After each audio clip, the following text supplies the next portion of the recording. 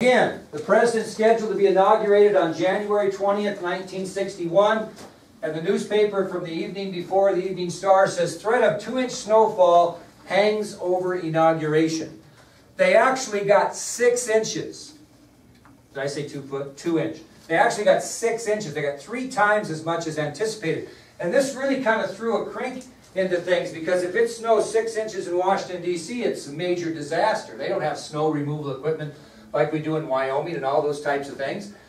So on January 20th, 1961, actually over 6 inches of snow covered Washington, D.C.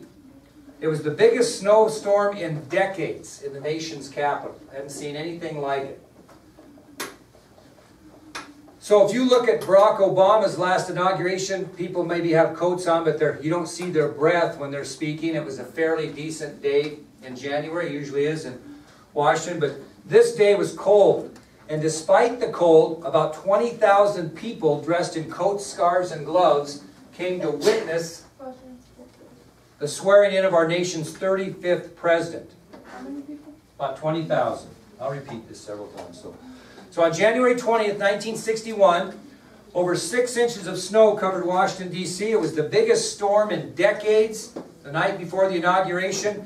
And despite this snow and cold, approximately 20,000 people gathered to watch the swearing in at the of our nation's 35th president. Does anybody know where you swear the president in? Where's the president sworn in? Anybody know? What? At the Capitol. At the Capitol. Where, though?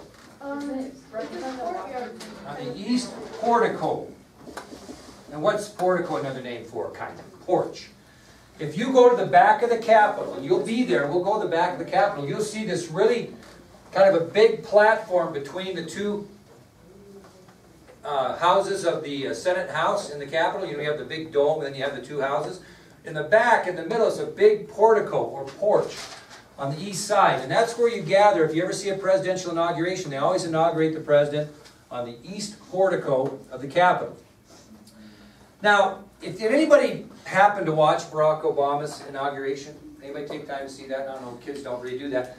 He had Aretha Franklin. He had some really interesting people that were singing and speaking and that type of thing. And it was a lot bigger deal. And I'm going to show you, when we get time sometime towards the end of the year, he had this inauguration rock concert at the Lincoln Memorial. I mean, U2 was there, James Taylor was there. Huge deal, okay?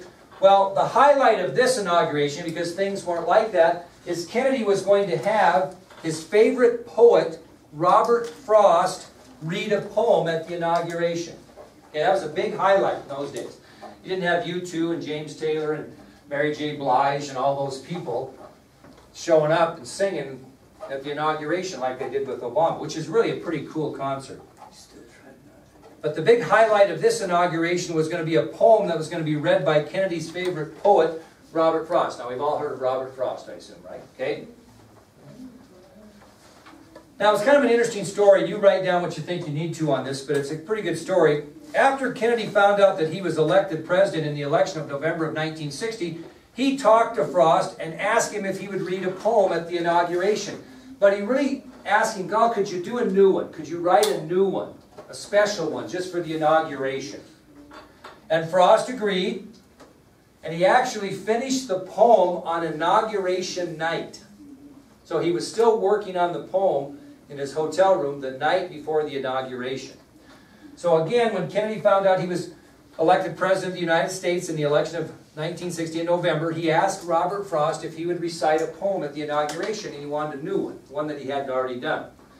And Frost agreed, and Frost was elderly, a bit of a procrastinator, and so he finished it on the eve of inauguration. Well, I want you to kind of picture the day. What type of day? Sun shining, but you had 6 inches of snow, so what would it be like outside? Besides, you could see your breath and cold. It'd be very bright. Okay, very bright.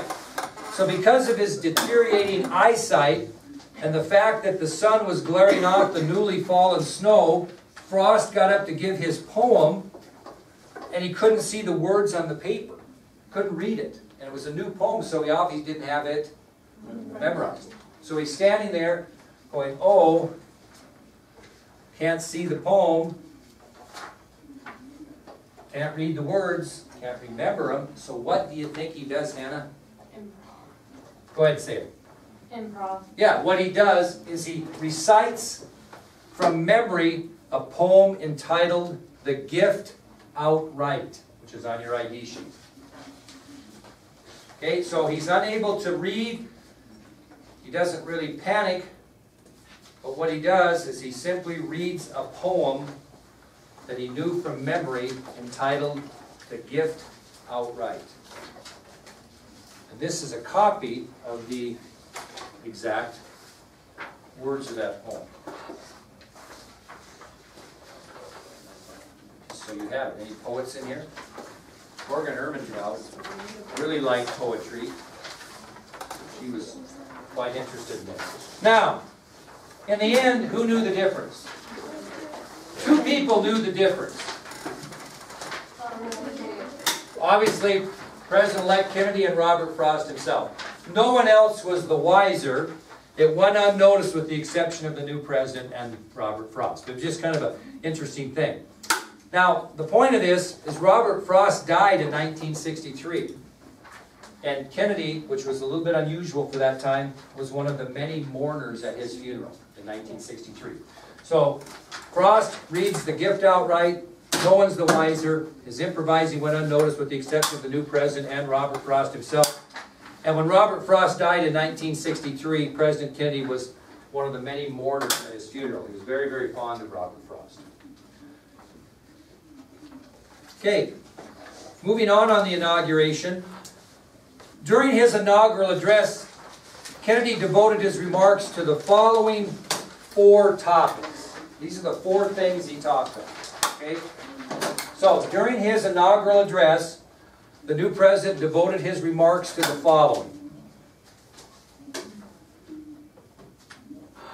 During his inaugural address, the new president devoted his remarks to the following. Number 1, the role of the United States in a divided world. The role of the United States in a divided world. Levi, what does he mean by a divided world? With the Russia and Cold War and all that stuff. Exactly. Communism versus non-communism. That's it. That was his definition. So he talked about the role of the United States in a divided world. A world in which we had communist and non-communist philosophies. Okay, the second thing he emphasized is he warned the communist world that the United States would remain strong. Okay, in his inaugural address number 2, he warned the communist world that the United States would remain strong. What does he mean by that, Alex? He warns the communist world that the United States is going to remain strong. That they're just not going to let it take over. Right, absolutely. Absolutely.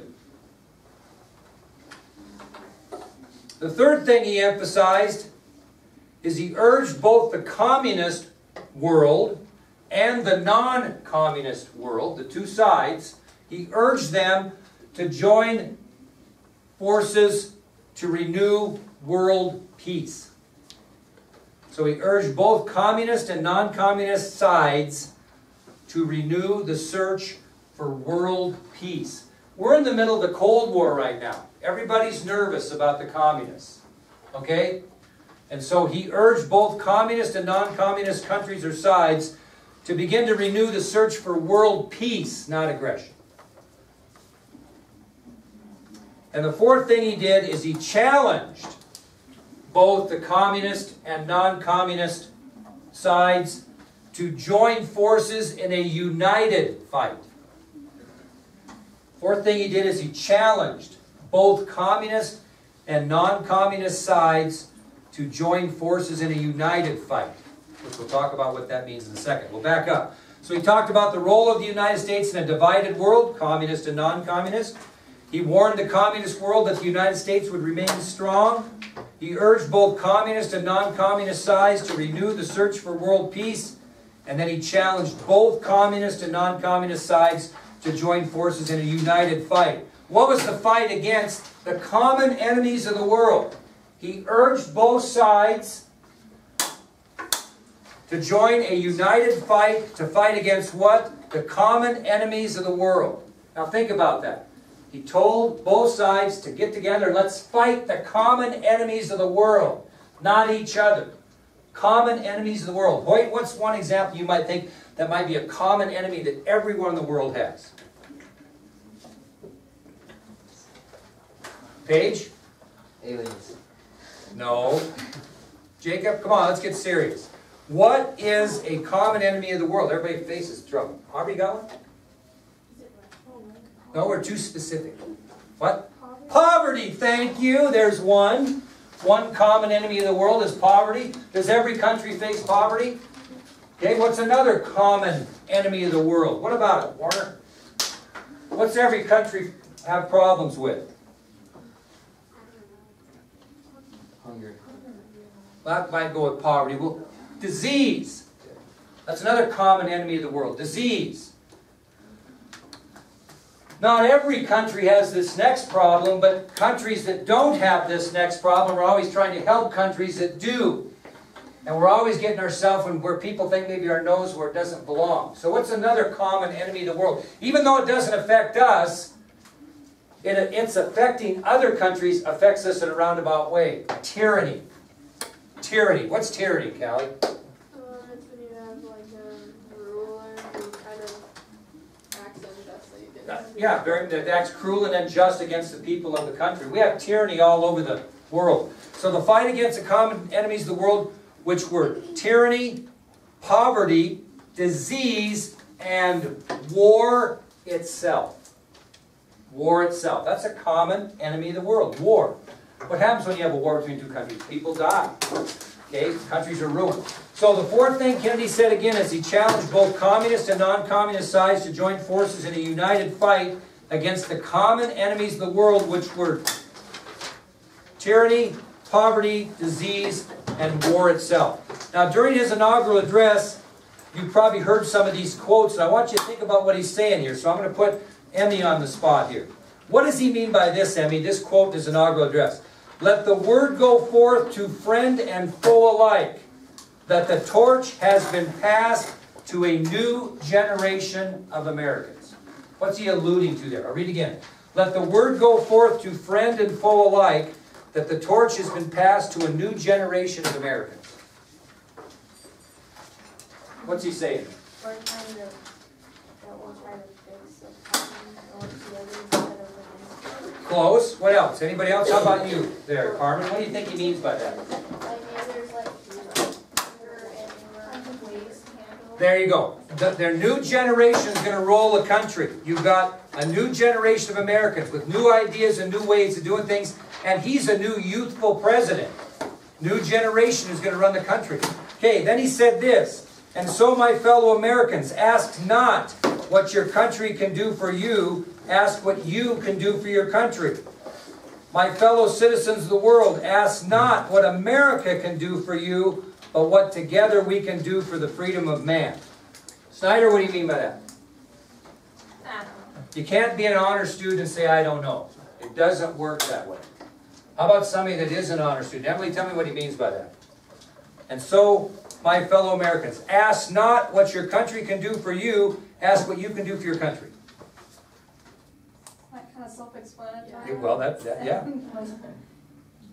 Like, Go ahead. Betterment of everyone instead Yeah. of just yourself. That's correct. And then he says, my fellow citizens of the world, ask not what America can do for you, but what together we can do for the freedom of man. So not only don't Americans keep asking the government, what can you do for me? Figure out what you can do to make your country better. And other countries across the world, quit asking America to solve all your problems. Figure out what we can do together to make the freedom of man better for everyone. Very moving inaugural address, one of the most famous in American history. Now, we'll finish up tomorrow by telling you about a real significant thing that happened in the inaugural parade. And then I'm going to show you a video of that, and I think you'll enjoy that. And then we're going to do a test review, and then we're going to show some video on Thursday and Friday, and then we're going to have a test on Monday on this section. So be prepared.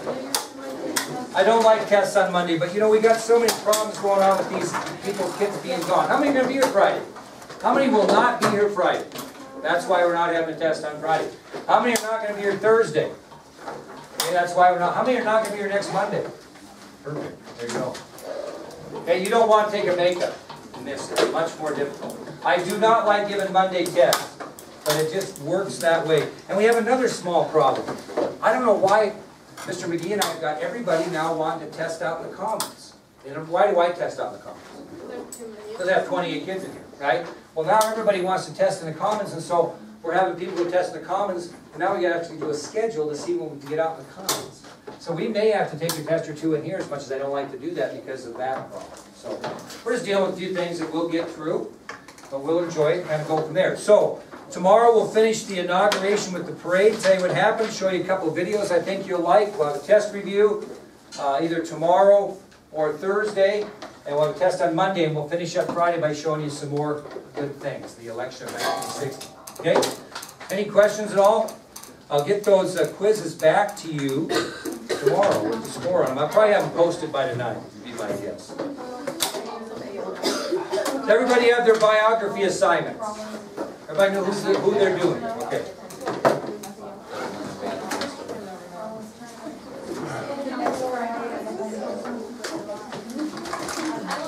Volleyball.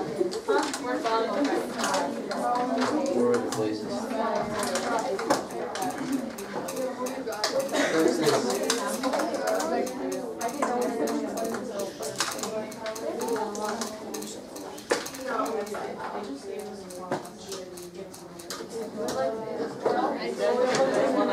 Hey, the only other thing I would tell you kids is this. Think about this. When you're involved in a sporting event and your teammates are playing on you, it's pretty hard for you not to go on that event. But if you're going on field trip after field trip, and you're involved in volleyball, and you're involved in this and that, you do not have to go on these field trips, just so you know. So you need to think about that a little bit too. Or Andy, you know what I'm talking about? It's up to you though. But that's part of our problem here is when we're gone, it's hard to do things. And then I know you got to work with Mr. McGee, right? Okay. Keep in mind that I try not to give you any homework much because of that.